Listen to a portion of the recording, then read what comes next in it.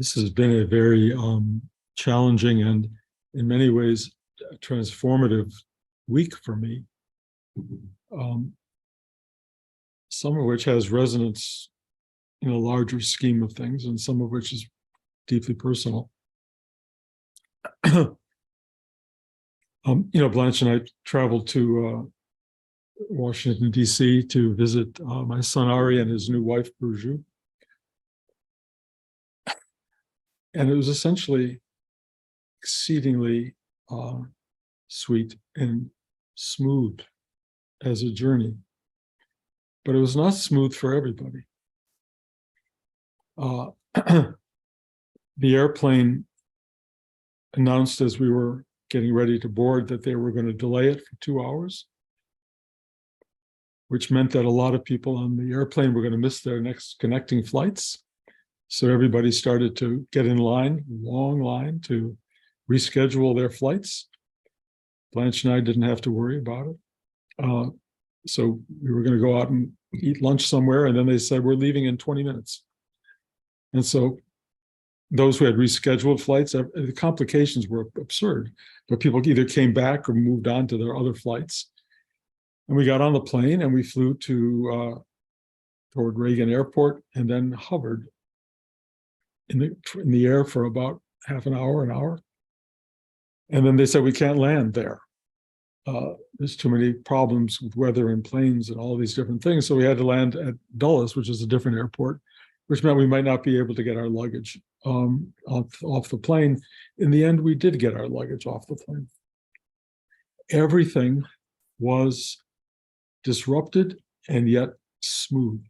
There was no disturbance for Blanche or I, and I cannot fully describe it other than 50 years of spiritual practice going like that. So it was really absolutely lovely, actually.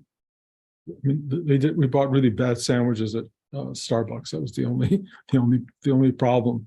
But when you're hungry, so we ate them. And then we arrived at our Airbnb and discovered that the Airbnb had listed the wrong address. And they said there was a key to get and then go in the front door. And I got the key and I walked in the front door, but it was front door of the wrong apartment. And people went, and they were just totally terrified that I had walked into their apartment. They said they leave their door open, so probably explained the key. But it was like really shocking and disruptive and disorienting, but everybody behaved well. And they said, well, the people next door have an Airbnb and they're the ones who will let you in. And they did. We found our way into the place we were staying, and it was completely lovely. And it was a 4-minute walk from Ari and Burju's apartment. Ari's had a recent operation on his foot, so he's on crutches and up 75 stairs, so not easy to get up and down. So we spent a lot of time with them, and life was really, really sweet. We were told our plane may be delayed coming home. There was no delay. Everything worked out perfectly. And we were home. And then the next morning, I do this walk around my house, because I don't like walking hills so much anymore. And I walk around my house, and Blanche had gone to the doctors and hadn't come home. And then suddenly I got slammed with this fear that what if Blanche doesn't come home? And it was like not a mild fear. It was life-changing, overwhelming, drop-out fear in which everything abandoned me. And I have never known my level of attachment at that point. I mean, I know how much I don't want to lose my wife, but when they took away the possibility of Blanche coming back, and I don't know who they is, they decided to take away everything. So I was walking around my house, and it was like every part of my life and my story and the narrative of Bruce and the history I have led was just lifted out with nothing being replaced. There was no reward of lightness and transcendence and all of the stuff we tell ourselves in the story of spiritual awakening. I was just left blank and nothing. And it was painful. It was literally, figuratively, emotionally painful. And it lasted the entire day and longer.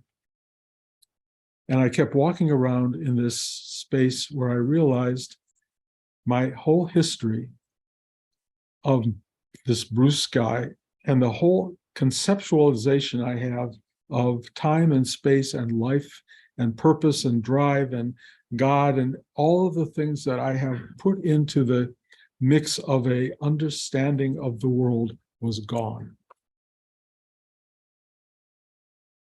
It just was nothing. And there was no appearance of, or that there was going to be some level of comfort that I would attain by having everything go away. It was just exceedingly powerful absence. And I did not know whether there would be a return to what might be called normalcy or no, or not. In the past, I've had versions of this happen, and something returns over and over, which is, you know, a certain kind of new freshness, a new ability to perceive life in a deeper and more loving way. And I imagine that might come back. But the clarity of what was happening was, don't expect it. Don't expect it. That I needed to open up to that, and open in me and I is also part of the problem, that there was no reward for all of this spiritual journey that we are on. I can only tell you, this disruption is exactly what I'm talking about. That there is in all of us a story that has to do with us and has to do with our triumphing over whatever adversity, arriving at some happy ending, the Hollywood version of our life, or the failure of it. But we all have a story that we tell each other basically all day long. We are referencing the story continually. We are rebuilding it. And the spiritual story is one of the more complicated stories because, in a sense, we envision ourselves as the owner of the spiritual journey, and that in the end, we are the beneficiaries of transcendence, awakening, enlightenment, etc., and that somehow that is part of the journey. And what was coming to me the day after our trip to DC was, forget it. Take away all of that.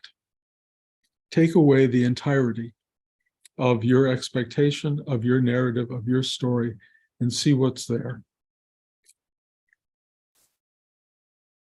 It's scary because so many of us, especially in the spiritual realm, have, even in the most enlightened aspects, still experienced ourselves as knowing, aware, conscious, present, whatever you want to call it, a lot of positives. And they're beautiful positives, but they are definitions that are absolutely structured into something that cannot hold, and that will be ultimately, and very likely in this middle of this journey, totally eradicated. And then where are you? Where are you when it all gets taken away? Well, to the best degree that I can give any answers, and let me tell you, as I give answers, nothing I say will be true. It'll only be what I'm saying. But the best version of it is, you're here, with no contextualization for here at all. You're in the manifested world, you're in God's heart, you're living in on planet Earth, you're living in wherever you are, whatever city you think you're in, but you're here. You're definitely, at this moment anyway, in a bodily form, some kind of physical thing that is more than likely at some point decaying, and in its decay, making you very present tense with discomfort and perhaps with dreams of escape forms, and you'll go to heaven and life after death and all these kind of things that are all, again, part of the story. But take all that away, and all you get is you're here, and what do? Well, there's a difference between doing and being. And often doing can be inspired by being, and often doing is completely alien to being. It's just keep me busy and keep me in the loop of my story. Just let me be distracted by life. Let me be distracted by everything that's going on. Let me stay drunk to the world, let's say. That's fine. But the other kind of being is present tense, being here, no agenda, which I think I've described in some of my later talks, are what's occurring to me because I no longer have work, I no longer have a job, I no longer have things to do on the same level. I just have to be. And the doing comes down to, I have to go shopping, I have to brush my teeth, I have to flush the toilet, I have to wash dishes, the doing list.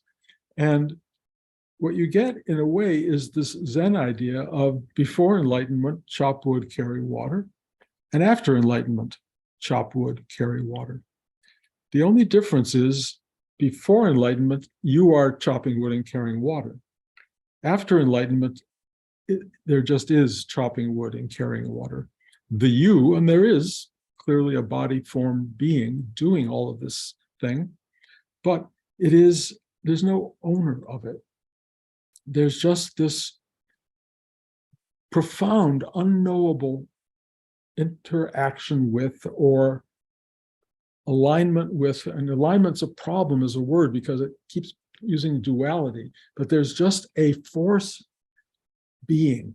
It's a force that's being, and we are being. And how does one be? Well, again, in the story realm, and I know this is story, but I know it's arising in me more and more, and it's one I relate to a lot. Being, when it's not highly affected by and impacted by this idea of you and your story, can become this exquisitely gentle force of being present in the world, being kind, being gentle, being available, being a listener, being a provider, being a caretaker, being a comforter. All of these things start to flow out of being. And they allow for something rather beautiful to occur in this unknowable, unpredictable, uncategorizable space that we're in. It is just being there. And you have very little to do with it. But the way it plays is when you're in the airport and your flight is canceled, you go, and you see all these people in line trying to change their flights, and you go,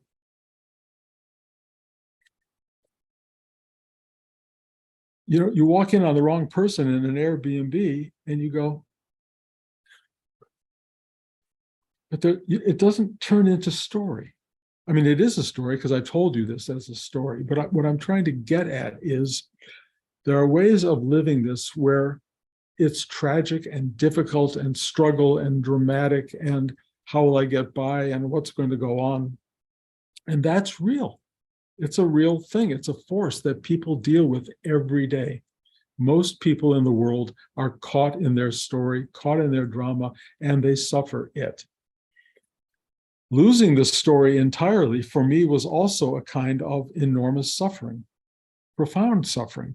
The idea of losing my wife as well, if that and when that will happen, if I lose her, horrifically big emptiness that comes from that.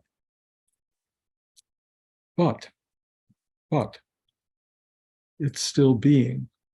It's still being. And I don't know if there's purpose behind being. I like to think there is. If there is purpose behind being, then there's something in this evolution of recognizing how vast the emptiness is, how purposeless and meaningless it is, and yet, even in the absence of everything and darkness, there is this unnameable being.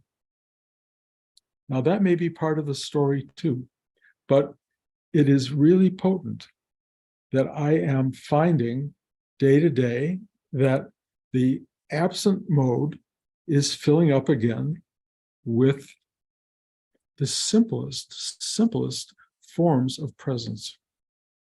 Just being, witnessing. You know, Blanche and I have begun feeding the fish in our pond. I think I may have already talked about that. And now there are more and more fish, and we're being very regular about going out at night, and then you see this from rising from the bottom of the pond, these bubbles coming up and the circles, you know, it's all, and it's so beautiful. I keep taking movies of it. These fish come up and they are so happy to be fed. And I went out yesterday spontaneously, and I just bought 2 Adirondack chairs and put them on the dock so we can just really sit there and watch fish eating. Never in my life did I imagine my totality coming down to the joy of feeding fish. And they're not all good fish. There are koi, there are goldfish, and there are carp. And the goldfish are beautiful, and the koi are stunning, and the carp is monstrous. And he just goes through and eats and eats and eats and eats everything. And all the other fish kind of get out of its way. And then suddenly yesterday I saw what may have been 40, 50 minnows. I went, where are these little guys coming from? I had no idea. But a whole universe is forming in this pond. And Blanche and I, at 7 o'clock or so, sit down and we spend this period of time in the presence of these feeding, joyful, storytelling fish.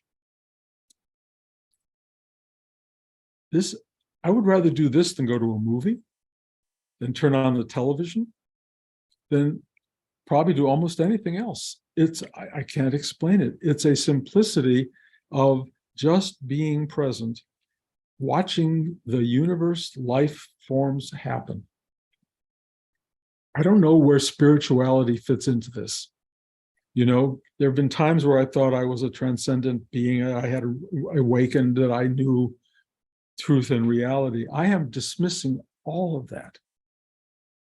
All of that. All I am is a guy who sits with his wife and watches fish in a pond. And I'm telling you, that is not a bad attainment, if there's such a thing as attainment in this world. I don't know anything. These fish are teaching me. I don't understand half of what they're doing. They're almost as brilliant as the birds outside our window and the squirrel, which no longer can get onto the bird cage. So we've had real achievement in our lives. We've got a bird cage that's just fully squirrels, birds. Squirrel now eats at the bottom. And life is happening. It's just happening. I have a lot of people in my life. And people, I have extended family, I have great stories, I have adventures, I had a life of some kind of achievement in a way, but it is completely alien now to my day-to-day life.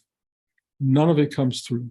Occasionally, I talk to family, it's very sweet, but it's not, I don't depend on it as an identity. I don't depend on having had a career as an identity.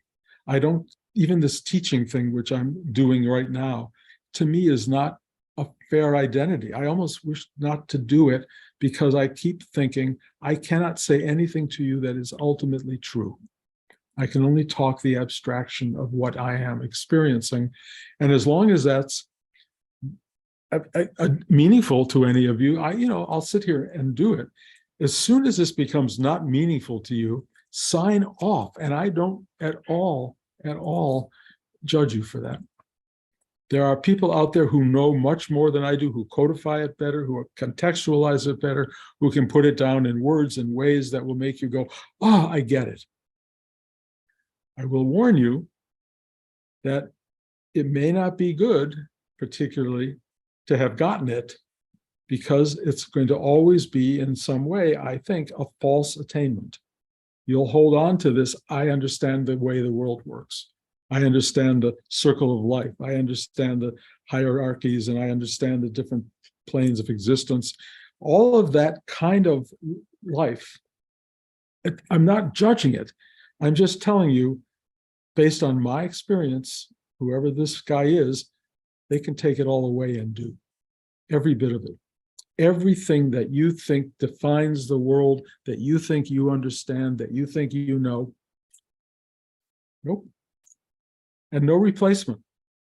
No replacement at all. Just, and then what do? You chop wood, carry water. You go to the market.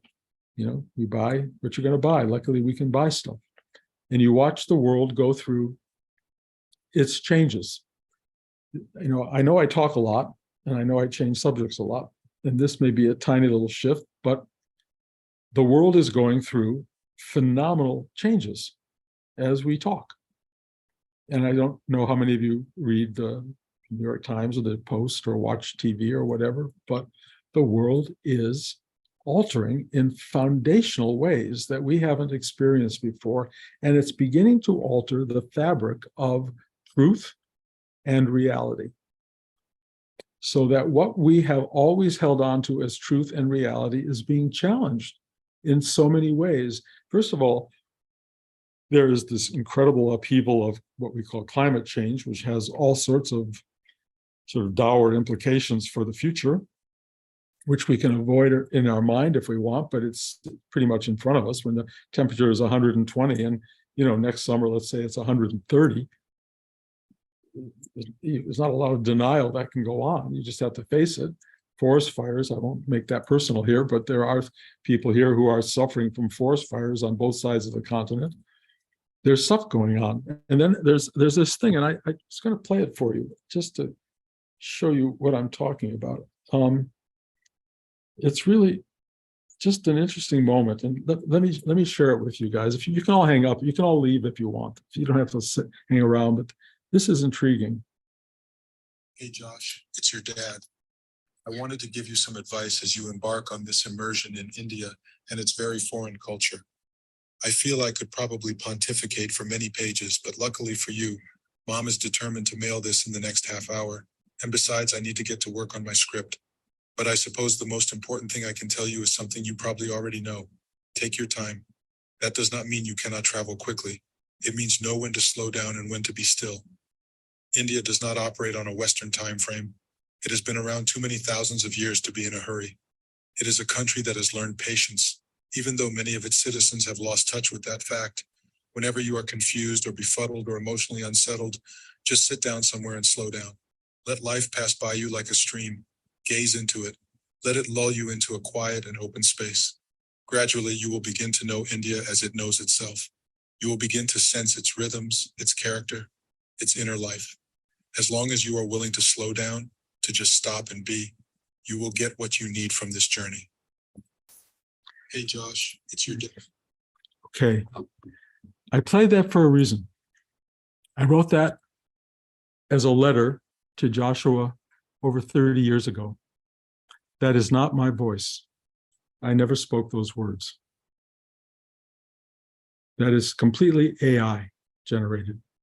And it wasn't even a good version of AI because he took it from an old recording and it didn't have a lot of sort of modulation. But although any one of you who thought that was me talking, you were wrong. I never said those words, ever.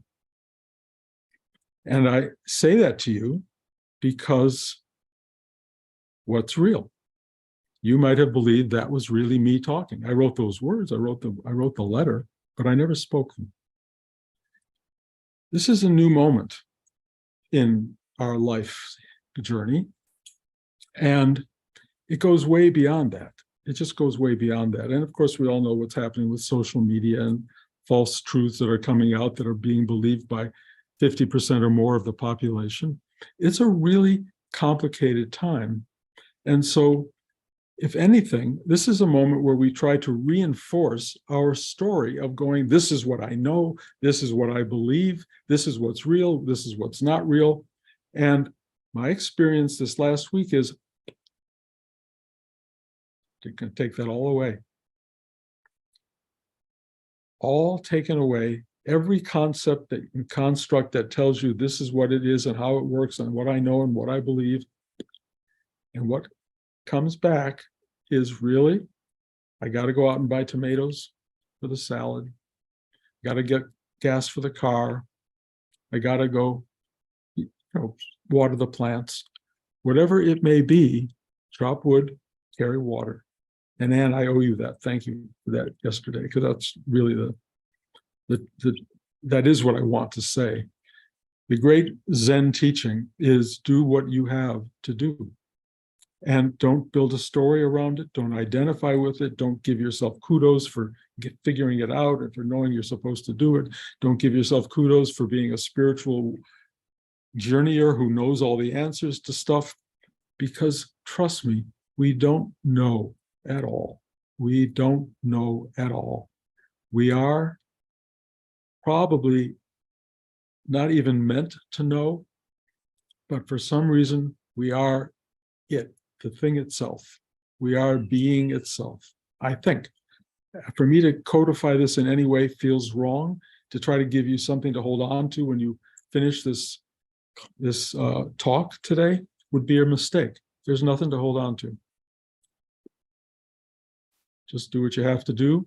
And if you do it from the place that Rudy taught, which was surrender, which is a pretty great word, help me to surrender, and opening these chakra systems, which seem to really play and work, and open them and open them and open them, not to define yourself in a place of comfort and a place of ease and a place of superiority and knowing, but just to define yourself as alive and feel the expansion of that life force in yourself, and then just be. Just be. And in a way, you're all doing it. But the problem is you're contextualizing it and making it into a story that either makes you feel good or bad. And for most people, unfortunately, not always very good. So let it go. They're going to take it away anyway. I don't know who they is. I'm not even sure there is a they. It's going to be taken away, and there will be nothing in its place. And all I can say is make peace with that. One other word that comes into play for a moment, and I know I'm blabbering away here, but just an idea. It's called spiritual warrior. It's a really interesting idea, and it probably could be a whole talk, and maybe should be, but spiritual warrior is to fight all of the instincts that limit you and condemn you to struggle and sadness and discomfort and lesserness and some belief in it should be this way or it should be that way. Spiritual warrior is to go absolutely show up to the truth of this moment. Just show up. Don't understand it. Don't conceptualize it. Don't put it into any kind of sort of category that makes you feel good. Just go, yes. Okay. Spiritual warrior, fighting all the instincts that want to take you from all of your sort of well-chosen dramas and well-chosen structures to make you feel comfortable and at ease. Explode it all and just fight the urge to bring it all back into some closure and just be you. Just be you. And in some profound way, that is enough. Without any identity, without any sense of this is how it should be, this is what it is, this is how it's defined by anybody or anyone, forget it. Chop wood, carry water. Keep it simple. Smile when the plane is delayed. Smile when they decide to take off. Learn the journey. Learn the journey. Figure it out. Just sail along. Be with it. It is a exquisite ride, even when they take away everything. And even when you're suffering like you can't believe you're suffering, you exist. You are touching part of totality. You are touching part of reality. And it's a reality that just doesn't have to be agreed upon by the consensus of society. It's just reality. And it's truth that doesn't have to be played with artificial intelligence. It's just truth. It's just there. And you know it's there. And it doesn't have to be shared with any other person at all. Just you need to be, I'm using the word need badly. It helps if you can be in touch with that.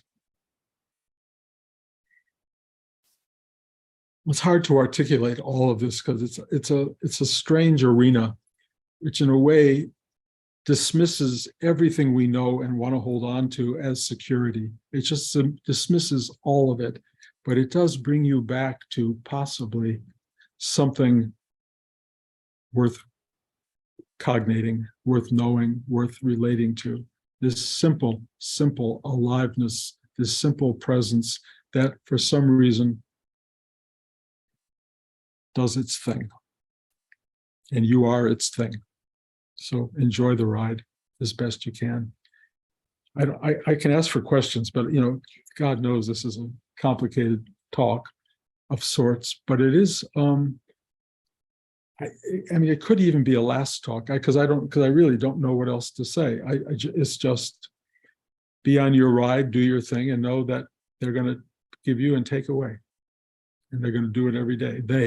The thing itself, every day, all the time. And there's nothing you can do about it. Just live it and die. And if you live it well, you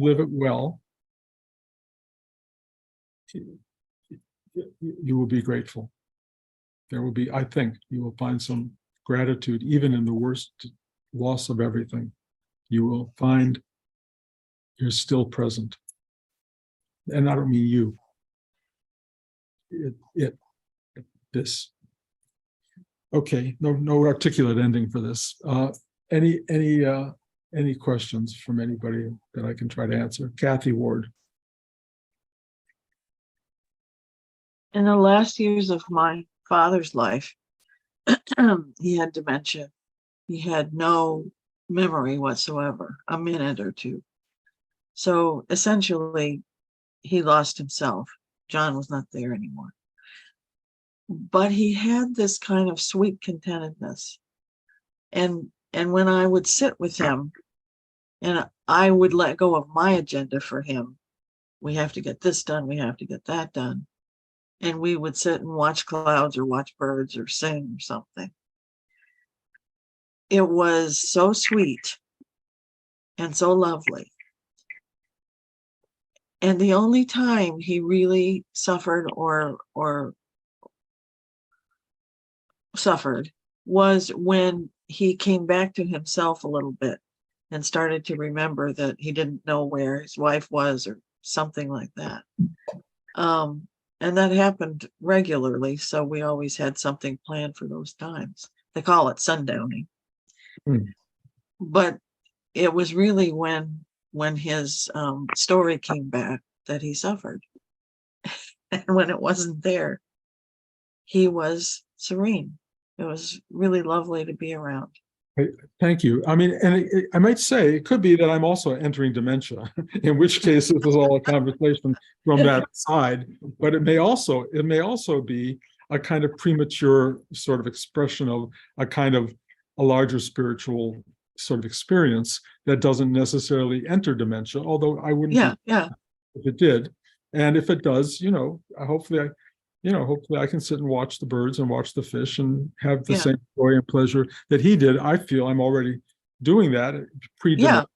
And I think that I wish it for everybody because it is liberating, and our stories are not liberating. Our stories are problematic and difficult and challenging, and we have to learn to live with our stories. But I will tell you, the real journey appears to be letting the story go. It will go if you let go. It will, if you surrender the story and the reactivity you have to your story, it will free you. You will get freer and freer and freer. But the minute you pat yourself on the shoulder and say, hey, I'm freer and freer and freer, then you're just building the story back. So you have to let go of the You have to let go of everything. It's not about you. It's exactly the opposite. It's about is about, it's a, what can I say? It's just about what it is. Yeah. Anyone else? Yes. Yeah.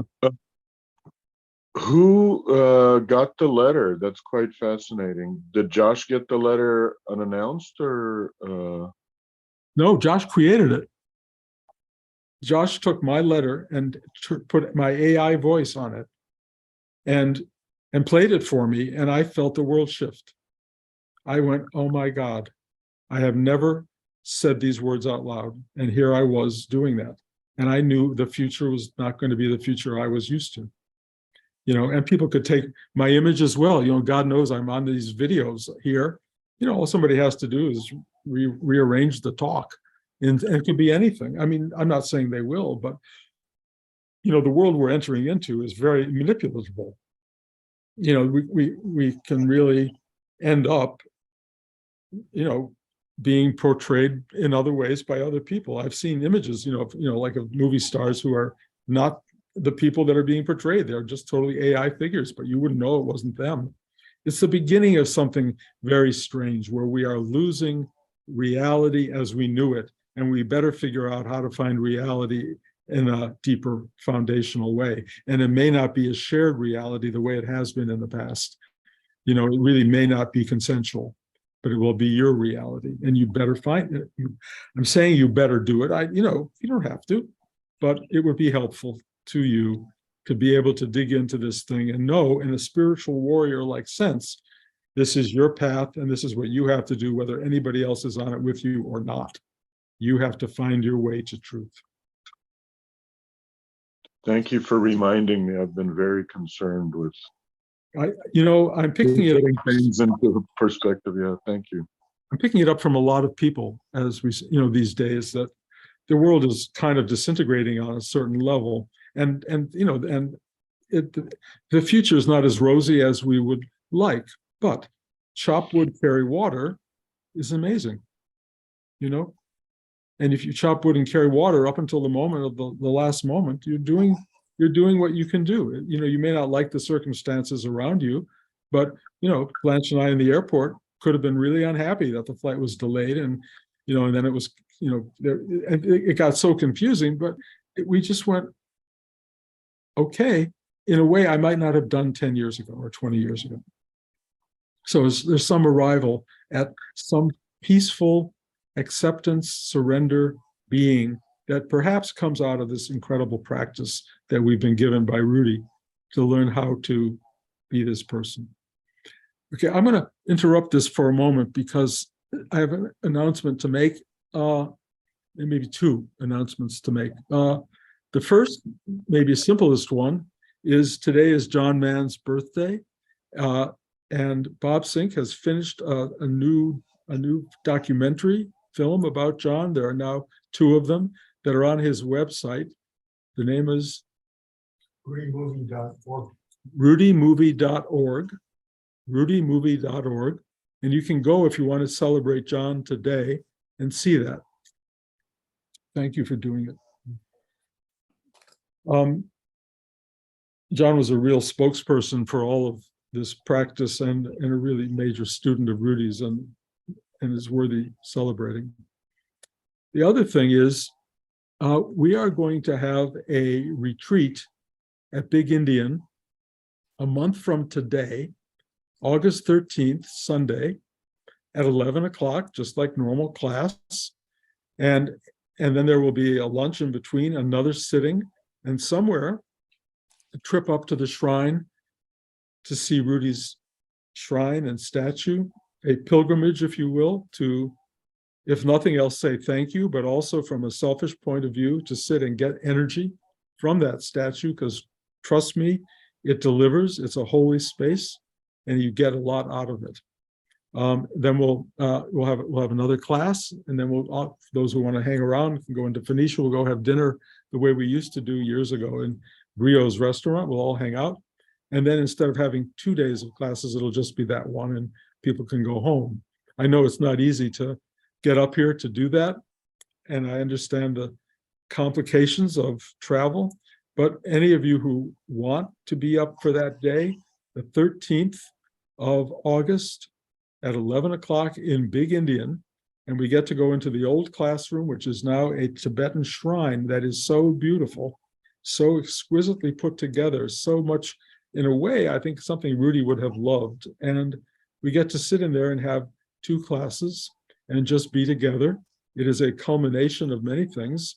One of them is that Rudy wanted to create a space for, lots of sort of celebration, if you will, of spiritual development. This is that space.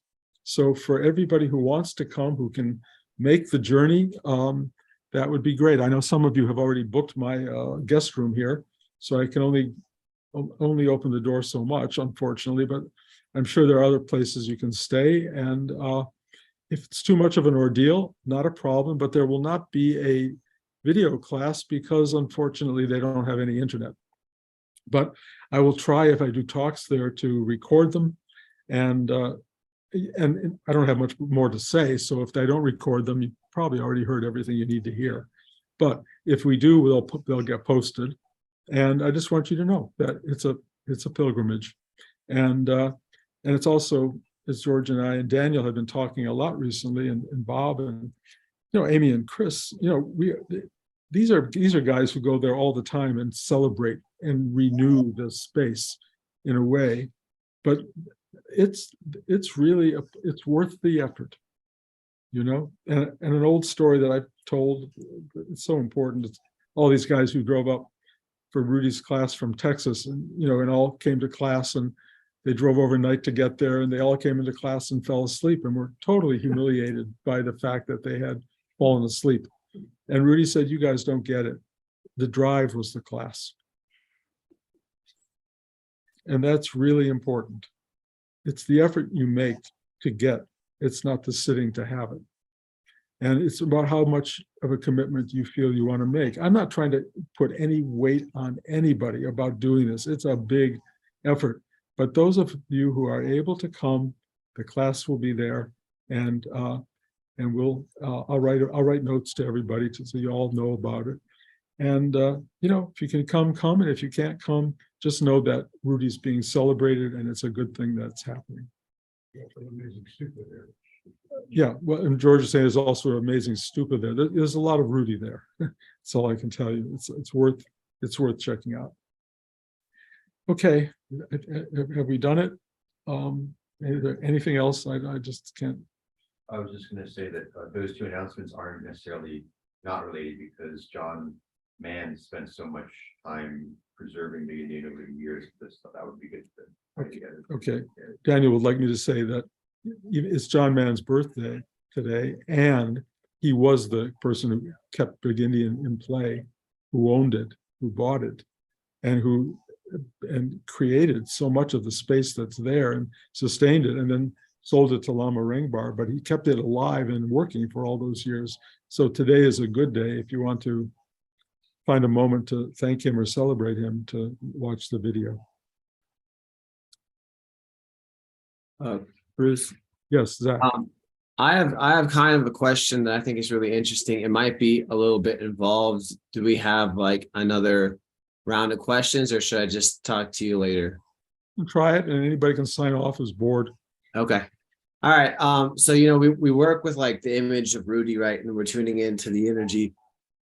Speaking about the AI thing, I have a question. Like, you have a AI 20 years from now, pretty advanced.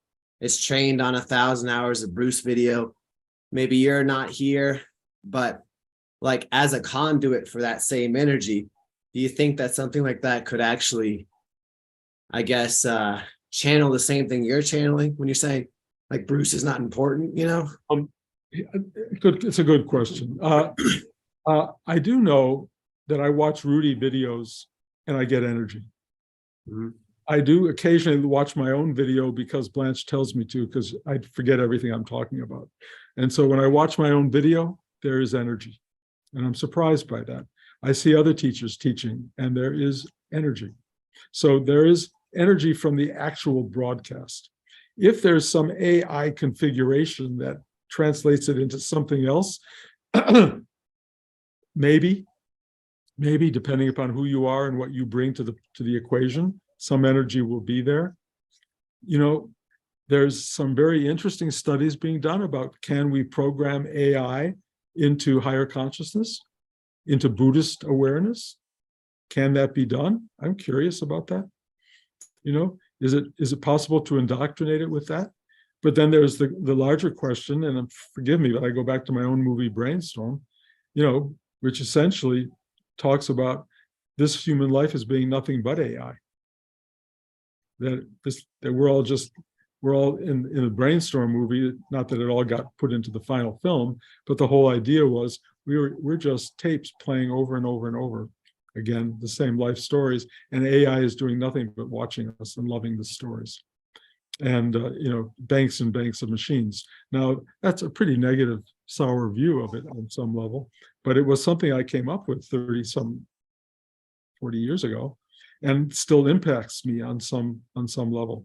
So I can't tell you what AI will actually do. I can just tell you it's going to change things as we know it, and it's going to be faster than 20 years. It's going to happen. Things are going to happen now very fast. We're going to see change that we are not prepared for. All of us are. And I would say, figure out how to handle that. How do you handle big change? I think it has to do with finding your center and finding community. Those are the two things that might help, but I don't know what else. Thank you. Bruce, may I say something about that? Angela.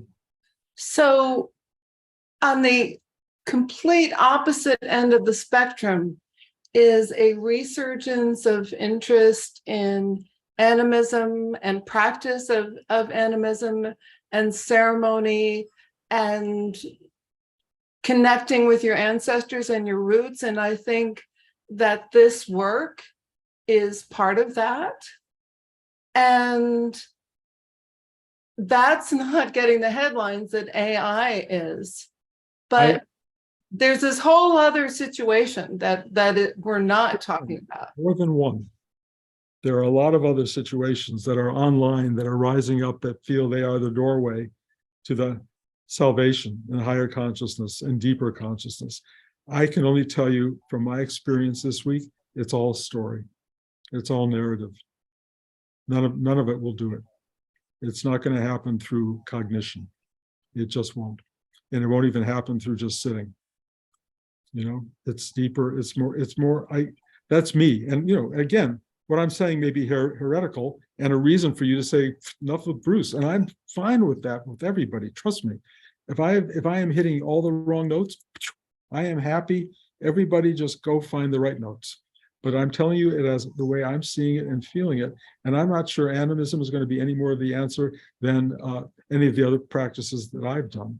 The only thing I know is that there is a value to sitting still, that there is a deepening and an experience of emotional unfolding that happens, which I find intriguing, and an opening of channels and an opening of its acceptance and surrender that makes it easier to chop wood and carry water.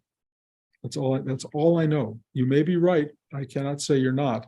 But I think if everybody out here wanted to give me their version of what the next thing was, we'd have a long talk here about everybody's understanding of how it goes. We are all so deeply individual. We all have our own storyline.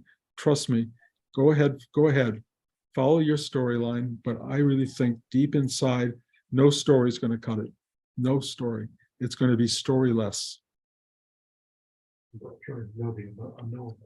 Yeah, we're all trying to know the unknowable, and any effort to contain that in some structure is doomed to failure. And when it starts to fail, you're not going to like it. But you got to ride that out.